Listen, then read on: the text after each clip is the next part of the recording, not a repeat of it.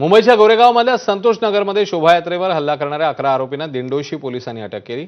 अटक आरोपींमध्ये मुख्य आरोपी घरात ड्रग्ज विकत होती। ड्रग्ज विकणाऱ्या आरोपीला काल पोलिसांनी अटक केली आहे। शबाना उर्फ सबू शेख असं आरोपीचं नाव आहे।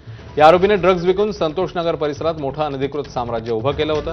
त्यामुळे बजरंग दलाच्या कार्यकर्त्यांनी आरोपीच्या घरावर तोडक कारवाईची मागणी केली आहे। पोलीस प्रशासनाने बजरंग दलाची विनंती मान्य करत मुख्य आरोपी शबानाच्या घरावर पोलीस बंदोबस्तात तोडक कारवाई केली। जी आमची मागणी होती ते आज पूर्ण होणार आहे। 1-2 दिवसापूर्वीचे थोडा डेमोलेशन झालेला, बाकीच्या उरलेला आता आज होणार आहे। आणि जो मुख्य आरोपी होता ड्रग्स माफिया, त्याची अटक सुद्धा काल झालेली आहे। आणि पोलिसांनी जसं म्हणजे आमची मागणी होती तसं सहकार्य केलं आहे आणि त्याबद्दल आम्ही प्रशासनाचं आणि पोलिसाचं सगळ्यांचा आभार विश्व हिंदू परिषद बजरंग दल कडून आम्ही धन्यवाद करतोय।